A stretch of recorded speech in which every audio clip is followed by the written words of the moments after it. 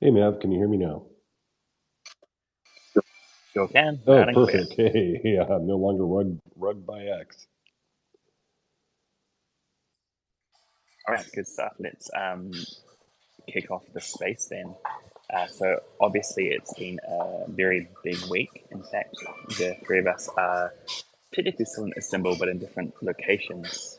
If you don't know me, I'm Mav, and I do marketing and community for Rocket Pool. Currently in between hotels. My flight is tomorrow.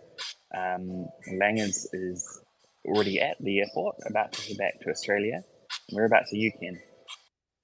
Yeah, I'm sitting in my hotel room. Hopefully my sound is pretty good. I kind of hear a disco vibe in your background. I don't know if that's where you're at, but I'm sitting in my hotel room about ready to begin my day and head out and enjoy some of the sights of Istanbul.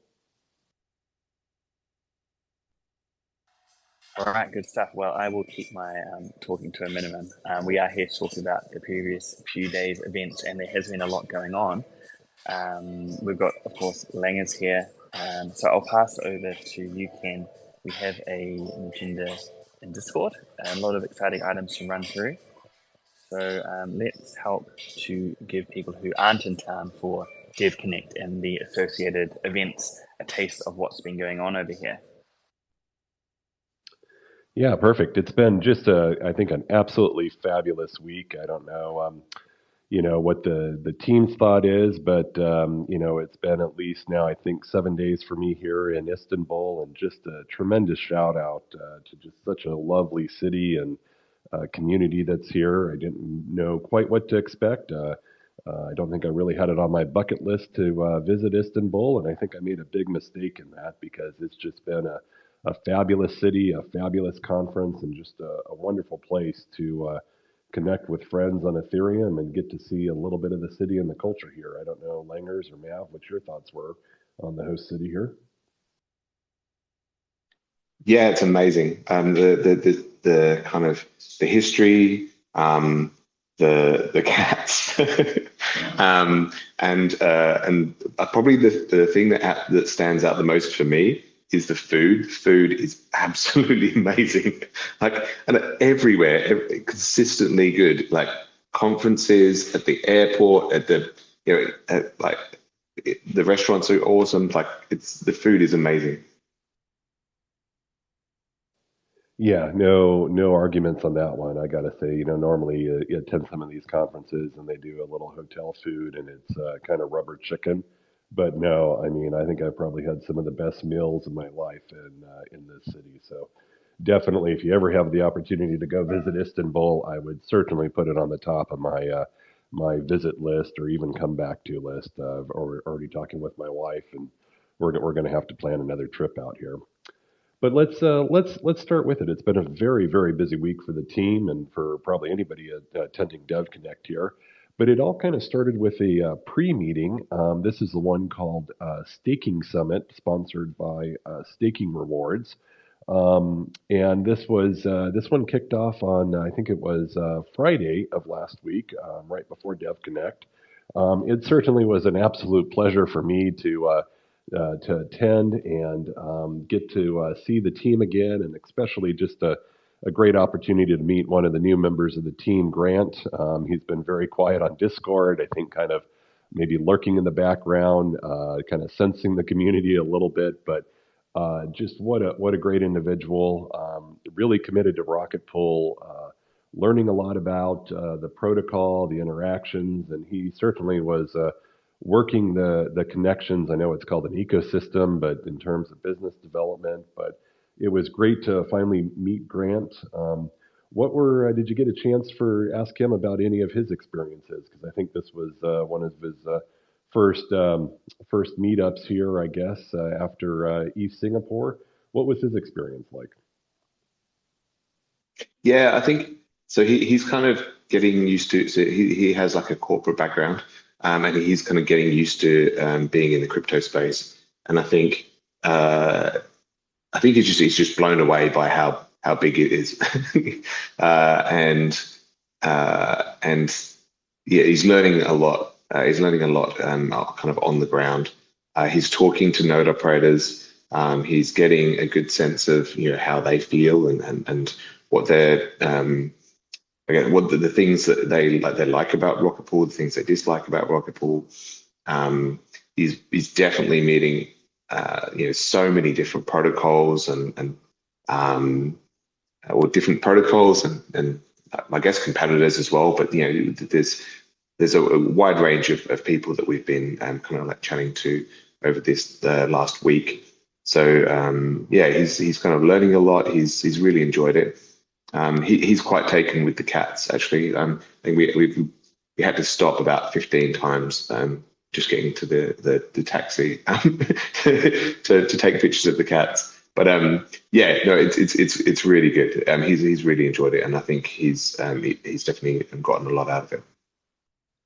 Yeah, and it was great to kind of talk to him, and he expressed some interest, and I highly encouraged him to go on Launchpad with WAC and kind of engage and join in on these community calls. I know he's probably in transit now and travel as you guys are all heading back, but I think it'd just be great to get him more engaged and involved with the community here as he's getting more acclimated in the space. But Langers, tell me Yeah, a little bit. we'll definitely get the perm on board. Yeah, yeah.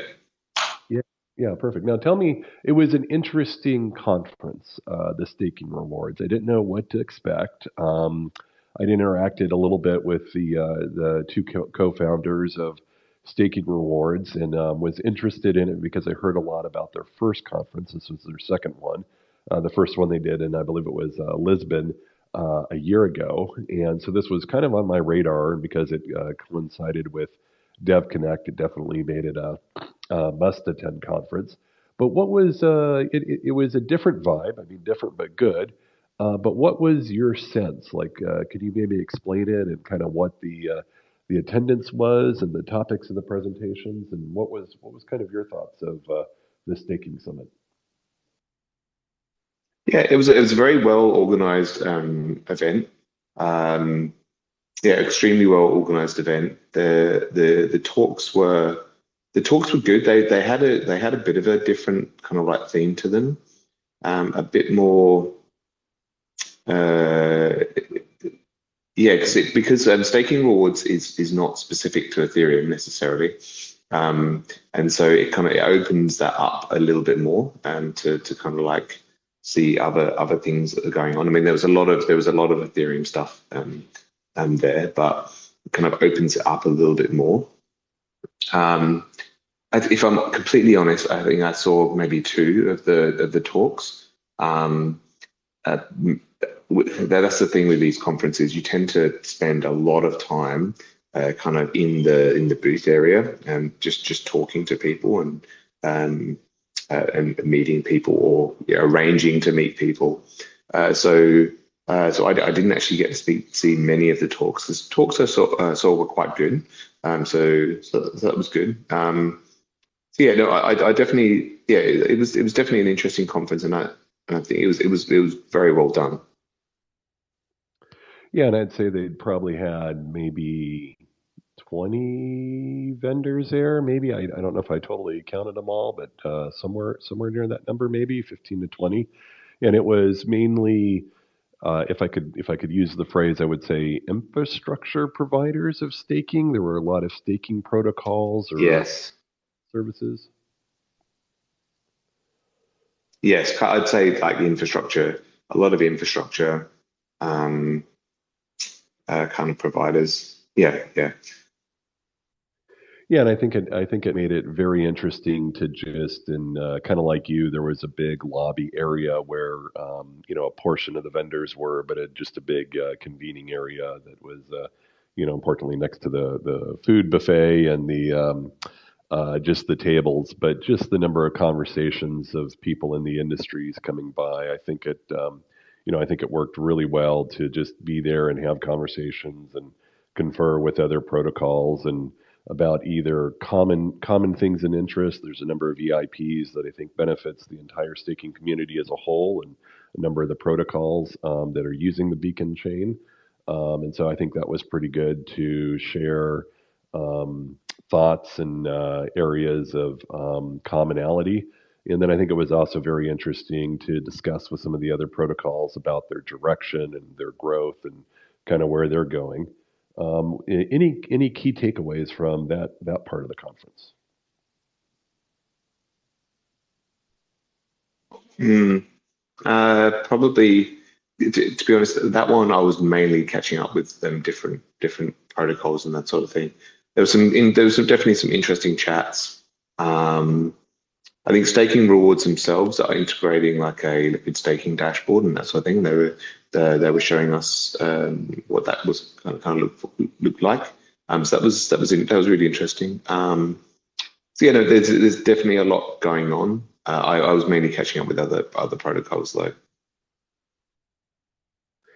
Yeah, and it's always a hard one because the first day of these things, there's just so much conversation happening that it's almost like an information download that first day. And I thought, man, if this keeps up the entire conference, it's going to be pretty tiring, and I think it almost did. But a pretty cool, exciting thing happened after that is there were a few rocket pool node operators in attendance there, and one of those was a person from the Discord here, Solwax, who happens to be a native from Istanbul here, and did something I thought was absolutely amazing. Had kind of approached the team and asked if he could host the rocket pool meetup and hang out, but not just in a restaurant, but actually on a boat that he has access to. And he described it as a boat. I would describe it as a very nice yacht. And what a wonderful gift to the community for it. So Soulwax, if you're listening to this, thank you again for hosting us and showing it. Darren, you want to kind of explain this and some of the conversations and activities of the Rocket Pool meetup?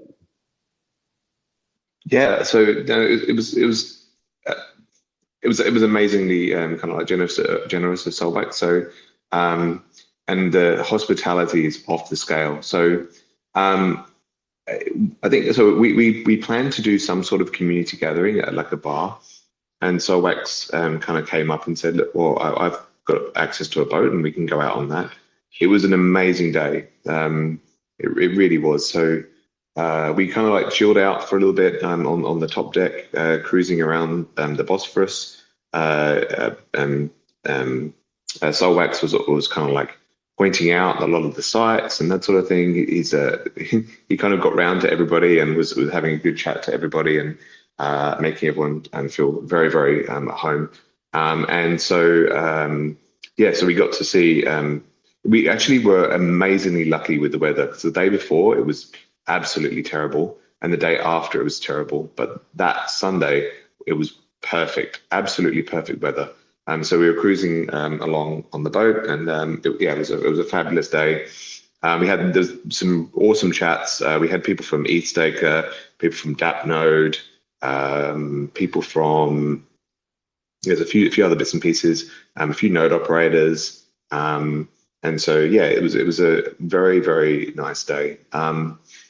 Then yeah, so that was good, and it kind of like went on to the afternoon, and then yeah, it was yeah, overall just a fantastic day. Yeah, and I really much enjoyed, I think, some of the, I'll call them real time conversations you could have with the community about, the future of Rocket Pool, choices that we see coming up, growth opportunities and potentials. And I think it was just a really fun conversation that went well into the night. Just talking everything about Rocket Pool. I mean, the best way I could describe it is it was sort of like trading in real life. I don't know if that's a way to describe it, but that's what it seemed like to me. Yeah, and then and then so I went also had and I forgive me because I don't remember the instrument, but it was basically a guitar on steroids, and uh, it was like an amazing performance by this guy who's kind of like shredding up songs and that sort of thing. So that was really beautiful to see as well. And there may have been some dancing. Yeah, we should look for a couple of those videos of the dancing in there. That's yeah, but just what a great rocket pool just community meetup. And again, Solwax, thank you very much for everything you did in putting that together. It made it a very special event that I'll certainly remember. Okay, so then, so that took us through. I think that was on Sunday, right? So then it took us to Monday, and Monday was now the beginning of Dev Connect, and Dev Connect. If you're not familiar with it, it's I'll say quasi-sponsored by the Ethereum Foundation. They basically pick a place, they pick a venue, they assemble what's called a co-working space, and if you had a chance to get a ticket, I think it was $10 to get a ticket to it. It's just a great area. They take a huge convention area, they turn it into a co-working facility. It looks really elaborate. Lots of nice tables, lots of plugins, good Wi-Fi, good drinks and little desserts, little appetizers, some very nice Zen rooms and exploration. But just a chance for you to kind of interact with the Ethereum community, conversation rooms. And then in the convention center that's there, they have multiple floors, and each floor is independent protocols can come in, or protocols that are focusing on one area can reserve part of that conference facility and conduct their own conferences, and you buy tickets for those. But then all the surrounding hotels in the Istanbul area also have meeting spaces, and so you have all these concurrent meetings, which adds to a little bit of the excitement, but it also adds a little bit to the the confusion, or I guess dispersion of the protocol. It's sort of like a maybe it's in Ethereum in real life. There you kind of have to choose your own adventure for it. But one of the adventures that we chose next was the eStaker meetup, which was nearly right next to the Congress Center where they were holding the co-working space. It was in the Hilton right next to it, literally maybe about 200 feet away, 300 feet away. And it was the eStaker meetup, and it was sharing the conference area with TrustX folks. And the eStaker, I think, had a tremendous turnout. They sold, I believe, more than 450 tickets. They had demands for much more than that. So I know there's talking about kind of scaling the size of this maybe in the future years. But now, Darren, tell us a little bit about this experience from your point of view. You guys had a booth there, and what was this conference like for you guys?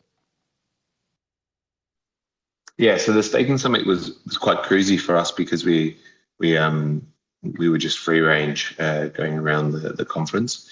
Each staker was a little bit more like there's not much organizing because the booth is pretty much all set up for you, but we spent a lot of time on the booth talking to people, and yeah, again, I'd kind of say there was a lot of people at the East Staker gathering, so very wide-ranging people as well. We met node operators, different protocols, different service providers, and all this sort of thing. So there was a fair few people going through there. We had a good spot with the booth, and we were kind of like sharing the area with. I think there was Sigma Prime, Lido, Diva, Stakewise, and a few other people as well. So no, we had a good kind of spot. It was really good. There was a lot of chat. I think my voice is going because of that. But it was a really good event.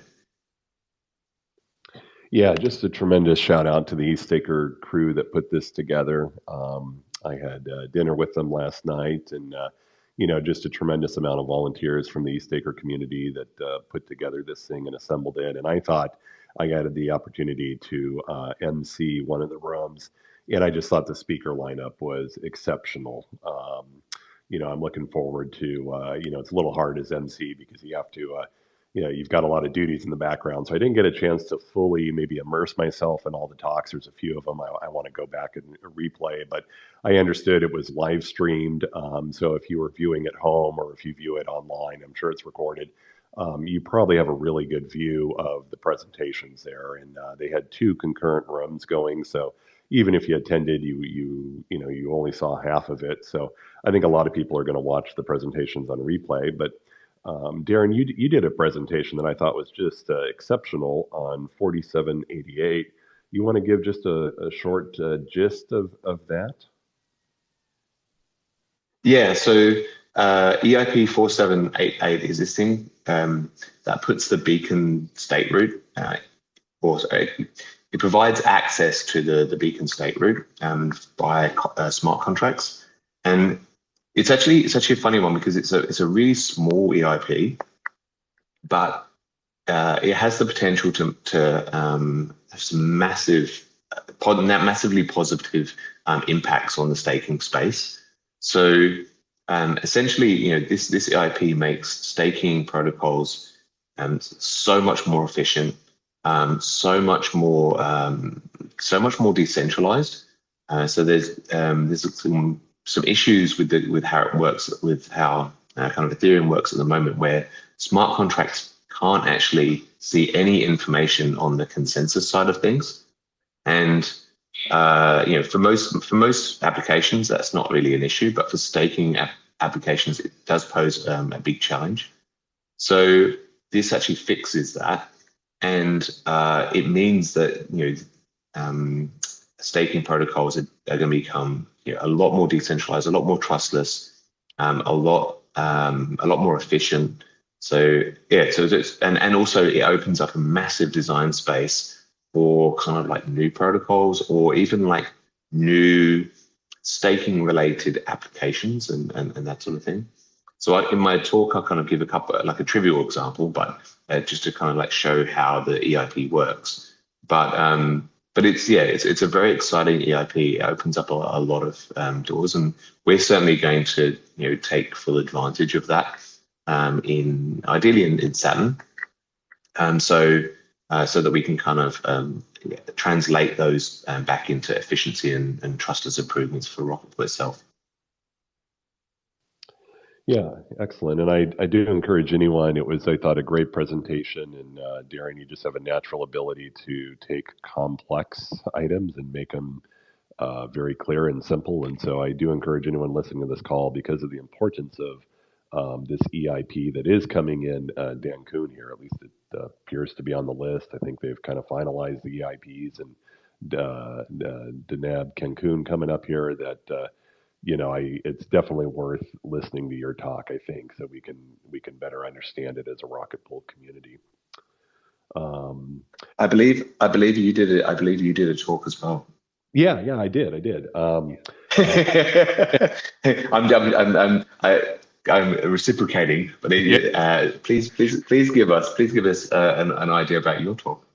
Yeah, so I had one that that I've been wanting to do. There's a research paper that I have overdue for the PDAO here, which was talking about kind of MEV theft and forced exits. And what my presentation did, and hopefully it's a prelude to a paper I can get out here before the end of the year here, which is on kind of the risks of stealing MEV. It certainly has been, if you've been following a lot of the conversations in the research channel, it's really maybe the risk that is of greatest concern, I think, to lowering the bond for a mini pool.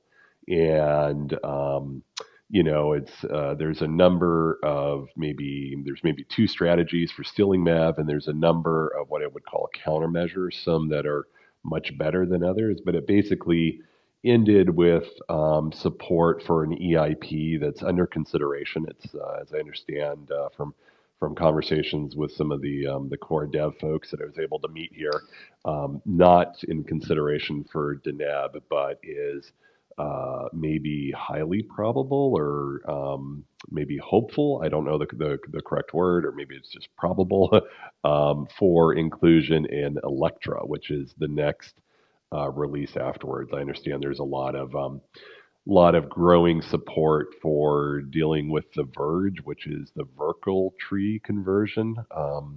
But I do think that a number of the core devs understand the importance of this EIP that would allow execution layer triggerable exits. So from with the withdrawal credential, and it's really maybe the biggest solution to counteract MEV theft, or at least limit the long-term impact of MEV theft.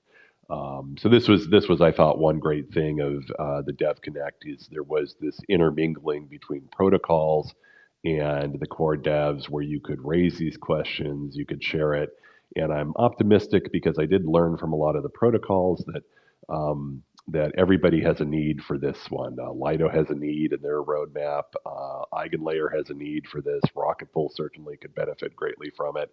So, my presentation was just these are the options, and this last one, EIP 7002, that's the executionable layer initiated withdrawals or exits, I should say, excuse me, is really maybe the best and most elegant solution. All the other ones are really workarounds or band-aids on there.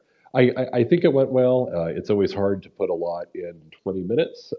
I haven't looked at it on video, but hopefully the paper that follows does a little better job than the presentation. Yeah, that's awesome. And the other two ones that I managed to catch were Justin Drake's and Danny Ryan's talks, and they were very good. So I definitely recommend people watching those. Yeah, I got to say both of those were good. Any large takeaways from those two, like aha moments or things that were like, oh, that's interesting? Yeah, I mean, it's always good to see kind of what's going on in the researchers' heads, and that kind of those talks do give a bit of an insight into kind of what they're thinking.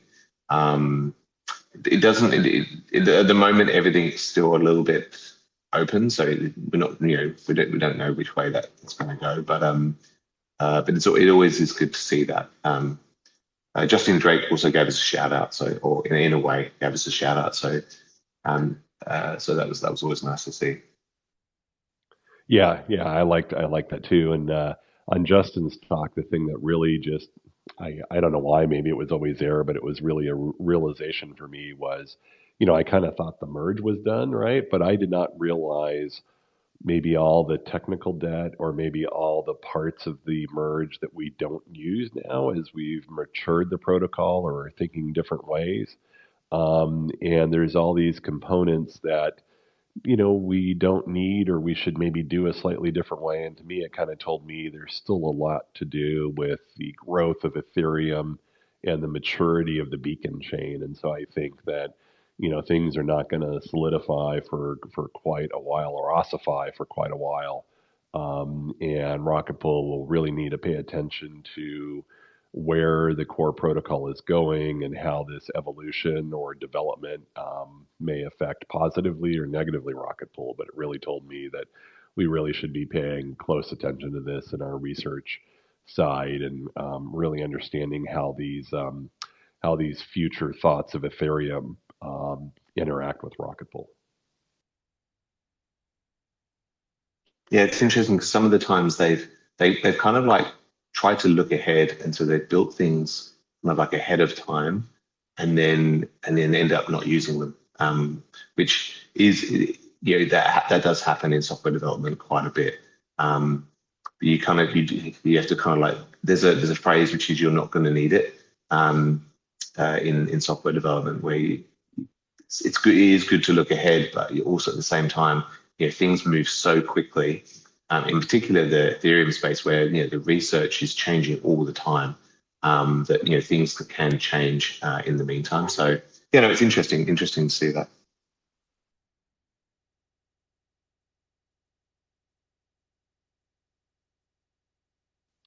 Yeah, it was definitely definitely one that I've got to go back. It was very fast paced. I've got to go back and maybe understand it, but it was I was very glad to see the amount of thought that Justin had put in kind of the future, of it. And I thought, wow, okay, we've got some. I mean, I know he's smart, but we've got some really smart people thinking through these problems. So that was good. And so that kind of the other. Oh, actually, at the same time as the ETH Staker gathering, I went to the restaking summit as well. So and did a panel with, I think it was with Figma and Mantle and Lido and I will remember in a minute who the other person was. But yes, that was good. That was kind of on like the connection between restaking and staking protocols and liquid staking protocols in particular. I think everyone echoed pretty much the same thing on the panel. Coinbase, sorry, Coinbase was the other party. So I think everyone echoed the same sort of things. We're cautiously optimistic on restaking. We kind of want to see how things work under the hood and all this sort of thing. So yeah, I think there's definitely a lot kind of happening in that space, and Eigenlayer seems to be pushing forward with a lot of things, and yeah, so that was quite an interesting panel. Yeah, thank you for bringing that up. I totally had forgotten about that. That with this choose your own adventure mode, that you there's so many options to choose from. What does it look like in terms of it? It seems like there were maybe two big themes to this. Restaking was one of them, and the other one might have been DVT technology as it is starting to mature here. In terms of restaking, what's kind of your forward-looking perspective? Do you ever see an opportunity for restaking from Rocket Pool? Either, I guess we can already restake, or our ETH holders could already restake their liquid staked ETH. But what about node operator integration for restaking? What's your foreshadowing look like on that? Yes, so I mean, it is possible. I think actually Houston makes it more possible because Houston adds the RPL withdrawal address, so you can actually separate your ETH kind of principal and rewards from your RPL. So it would be awkward to do it today, but after Houston, it actually becomes very possible. We haven't started moving in that direction yet in terms of like really engaging Eigenlayer on it. There's probably two reasons for that. The first reason is because when we did the PDAL prioritization, restaking wasn't highest thing on the list. And there's a lot of other things that were kind of higher priority. And the other reason is if we're honest, it's that cautiousness of we want to see it, we want to see how it works, and that sort of thing first before we provide support. Yeah, and like they're not really, they are kind of on mainnet, but they're not fully deployed yet. So we still got kind of some time, but ultimately we will kind of review those priorities and look at whether to do some more work on that. As I said, Houston makes it easier, so that's great. But we'll kind of see how that plays out. If there's some strong kind of like demand from the community at some point, then we can definitely work on it. But yeah, that's I think at the moment we've got kind of other priorities that we're trying to get out the door. So those are the things that we're going to kind of focus on now. But we are taking one step closer with Houston. Yeah, thank you for sharing that. Personally, I think I agree with that strategy. My observation is they're still trying to define a lot in the restaking ecosystem. It seems to mean different things to different people, and it seems to be developing quite a bit. I learned a new term, AVS, and I forget what it is, but it's something validated services. Uh,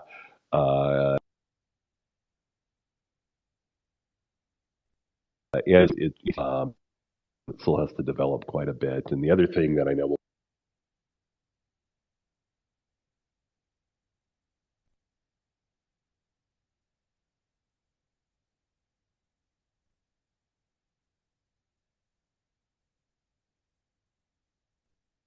get to later,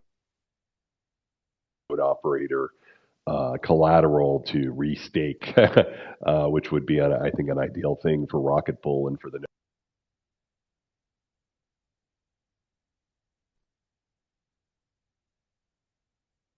Ken, I think you're breaking up for me. I'm not sure whether that's me or you. So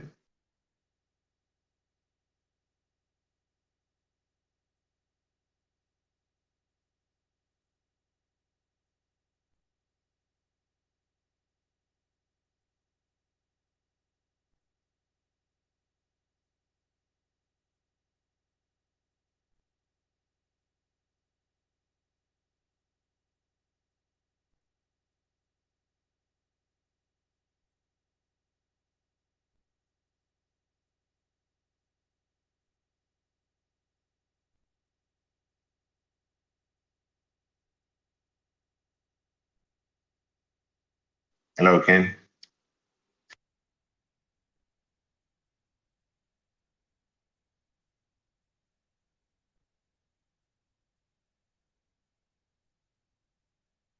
Can you hear me now?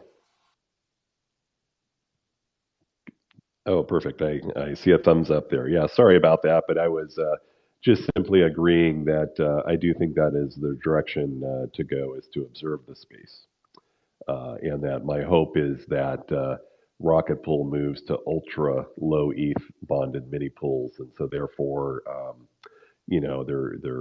it's a good thing. There isn't much node operator ETH to restake beyond its minimal commitment to the beacon chain.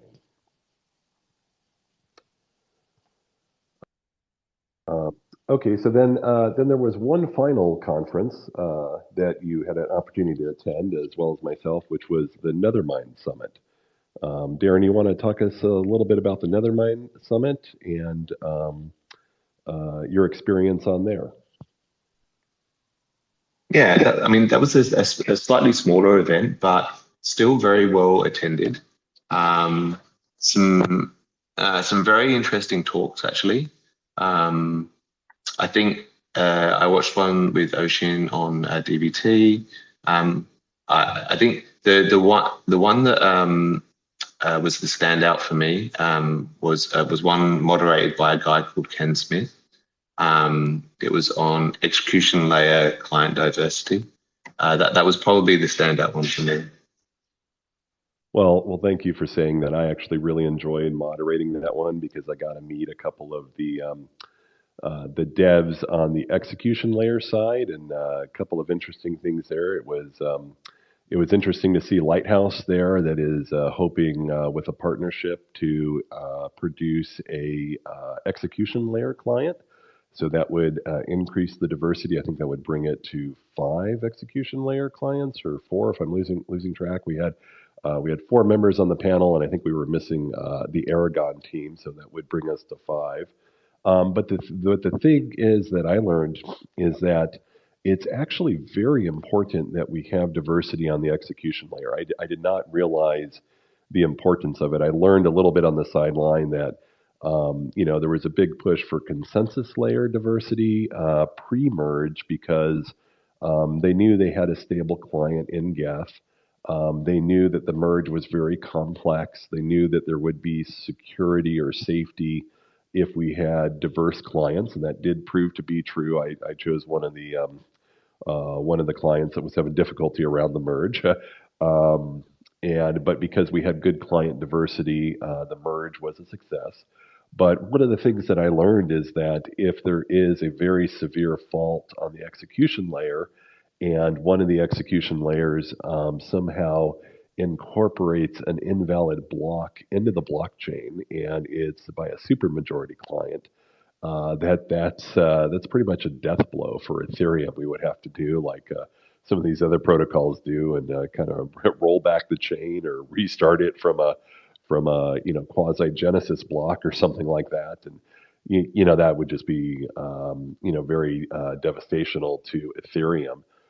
So really, I left that panel thinking that everyone within the Ethereum community should really try to run minority execution layer clients. So anybody in the Rocket Pool community that listens to this, if you're running the Geth majority client, please do consider changing with the smart node stack, with the fallback node if you have one, or if you don't, with the rescue node.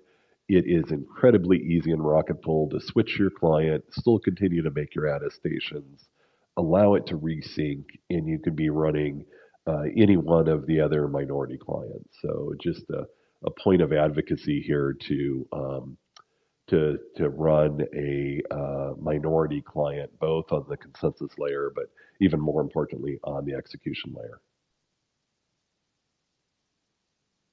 Yeah, that's right. And I think Marius from Geth was also kind of echoing some of those points around.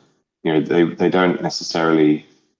It's not good from a core dev's perspective to be in that position of having such a because that didn't sound like a very nice scenario to me. So it'd be good to completely avoid that if we can from an Ethereum perspective. That would be extremely painful. I think somebody said that it would be far worse than like the DAO or anything else. And so yeah, so it's definitely worth kind of looking at that. And as Ken said, the smart node stack makes that super easy. Then the smart node stack with the rescue node makes that super easy. So there's kind of like no risk there to kind of like do that. Yeah, and I will.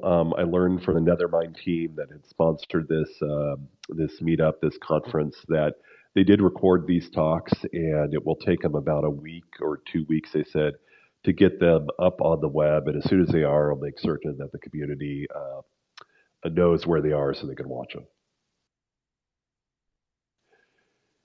And then Langers, you were on a panel, which is kind of interesting because I want to spend a little bit of time talking about this. And it was about solo staking. I pretty much view anybody in Rocket Pool as being a solo staker. I mean, some may say, well, wait a minute, they're not entirely 32 ETH of their own. But, to me, solo staker is, you're the one with the keys. You're the one making the decisions about the execution client and what relays to subscribe to, and you're responsible for running the node. I mean, to me, that's really no different, I suppose.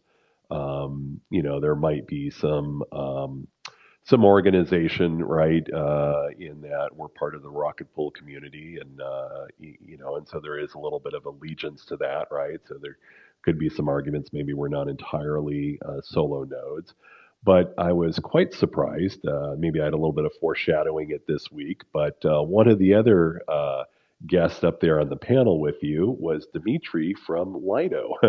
And you want to talk a little bit about this panel, and then maybe we could talk a little bit about some of the competition coming forward. Yeah, so I mean, it was interesting. Like there was Rocket Pool, Lido, and Eigenlayer actually. So kind of like an interesting sort of panel, but there was some good kind of like I guess conversation and that sort of thing out of it. So Lido, and Dimitri's kind of like part of that team. Lido are doing like a community staking module where they're kind of hoping to do permissionless staking. Kind of built into Lido. So no, that's very interesting. I mean, we're already kind of like contributing a lot to the kind of like solo staker effort in terms of lowering barriers to entry. But it is interesting with Lido kind of like entering the scene. I mean, we already have kind of like quite a solid roadmap, but I think it is definitely worth discussing within the community over the next few weeks what we kind of like do with a lot of that. So I think there's some good. Like certainly you and I have had some good chats, and I've been kind of like chatting with the team a little bit as well. So I think we should definitely open up some conversation amongst the community about what we do with some of that. But I think it's good. Like, well, I don't want Lido to get more stake. That would not be the best thing. So I think we need to be. We're already kind of like working on being as competitive as possible. But yeah, it'd be good to kind of like have those conversations and make sure that we are the most competitive to Lido. Yeah, I think that was my general take. I mean, I guess a couple of general takes. Maybe there's two of them I have from this entire conference, and it's still not over for those that are still here in Istanbul. It still continues throughout today, tomorrow, and I believe even Saturday. I head back for the States on Saturday, but some general observations I have, and I'd be curious, Darren, on some of yours here. But the first one is attendance. It's a little hard to gauge the attendance when it's so distributed here, but there were tremendous amounts of people that I would see just walking in town here at the events. I know that the eStaker one sold out really quickly. The room space was such they probably could have accepted more because of kind of the in and out attendance of these things. But it was packed. The co-working space was always packed. The Nethermind Summit was packed, and there was just tremendous positive vibe and energy here. I mean, just contrasting for a moment, the permissionless conference I went to seemed very. I think they overbooked the facility and it was a little lower attendance, so it seemed very sparse. Which kind of gave it a little bit of less excitement energy, if I can. I speak very highly of the Bankless crew and the Blockworks crew that put it on, but maybe it was just bad timing or bad venue. But Istanbul here seemed incredibly active, positive. I don't know, Darren. What's your thoughts on it? Yeah, I'd agree. I mean, it is very difficult to see how many people are attending. As you said, I think it's very difficult to see how many people attend the conference because they're spread over so many different, little kind of events, micro events. Each one that I went to had some really good turnout for each of them. So, with so much going on, I mean, there was I didn't get to go to any of like the L2 days or the so the economics one looked quite good. I didn't get to go to that one. There's so many going on that if there's that much attendance at those the ones just that I went to, there was a very big kind of attendance. Yeah, no, I heard both things. I heard they had more than 1,200 attendees at the L2 days. There's some very large number like that. And I caught the last talk on Ethonomics, and the room was packed. I couldn't tell you how many people in there, but more than a couple of hundred. I'm sure it was one of the larger venue rooms there. And when I exited it, he somehow exited through another conference that had a lot of gaming, blockchain-based gaming, and that was took a second just looking at all the consoles they had set up and the number of people playing the games and so forth, and I just thought, well, that's another use case that I had never really thought about or spent much time. We're kind of down on the lower infrastructure side of Ethereum, but it was neat to see a very vibrant community that had a tremendous amount of attendees in there as I was making my way through their lobby area to get to the exits. But yeah, no, it looked really great. The other observation I have, and perhaps it's maybe the thing that I'm most leaving with and most grateful to come here is I'm kind of leaving with a sense of urgency. I definitely saw in the staking rewards conference and seeing more in the eStaker meetup that there are a number of what I would call new competitors in the permission list or near permission list staking. And I think it's both an opportunity and it's a threat for Rocket Pool. But I am kind of leaving this with maybe a sense of urgency that we need to engage with the community and really start to hone our future goals and roadmap ahead. But Darren, what are some of your thoughts on that? Yeah, so I mean, I'm sorry, there's going to be a little bit more noise because I'm I'm literally walking to my gate. So I think I definitely leave with a sense of urgency, but it's not quite as bad as so it's not quite as urgent as we suspect. So a lot of the kind of like newcomers, they have a long way to go. They have a long way to go to kind of like get to be able to compete with us. And so I see them as a long-term threat, but I don't see them as a short-term threat. Lido is probably the only one that I really do. But even they, this whole CSM module thing, it's announced as if it's here already, but it's really not.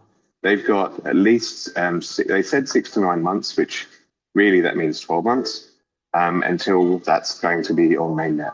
So they are definitely the biggest threat, I would say, but we have some time to prepare and to kind of roll out our own kind of counter counter competitiveness, yeah, kind of thing.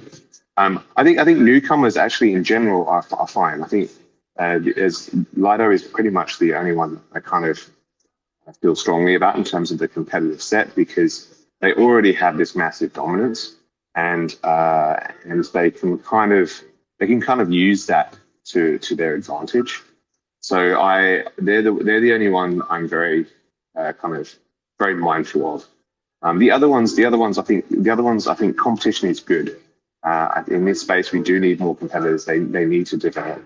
And as I said, they have kind of a very long road to kind of get there. So yeah, so that's kind of like my initial thoughts. You know, it's not certainly not panic mode. We already have a lot of these things kind of worked out. We just need to kind of clarify them and lock them in and execute them, and then we're going to be very, very competitive. Yeah, I think that's a very good way to say it. You know, my hope. I'm very excited for Lido to see their community staking module. This is one that is kind of a an approach very similar to Rocket Pool, where node operators will deposit some collateral as a deposit. I'm very excited to see Lido's engagement in a DVT module. This is one where perhaps node operators won't deposit a node deposit. You know, it's still under development, but would be in a DVT cluster, perhaps partially permissionless, partially whitelisted.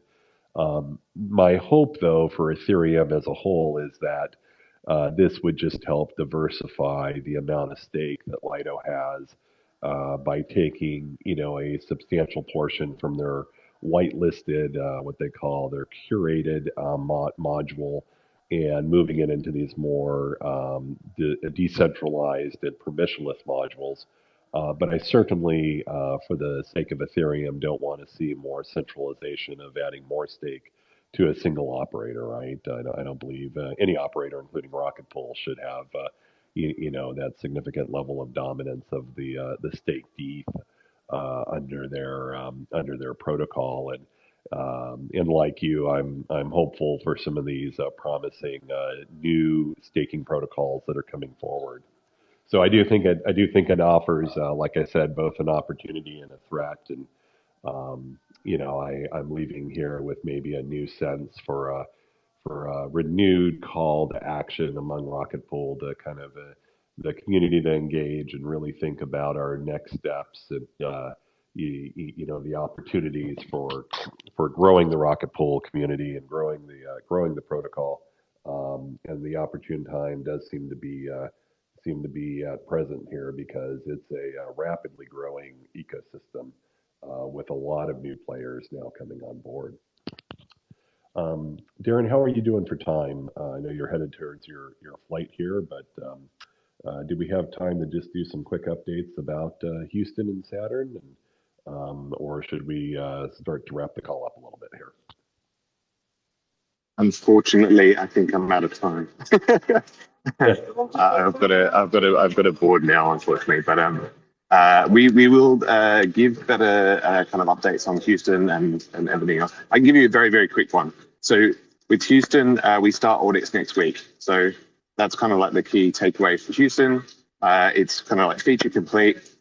We start audits next week, and then from there, it'll kind of be more testing, alpha testing and beta testing and all this sort of thing.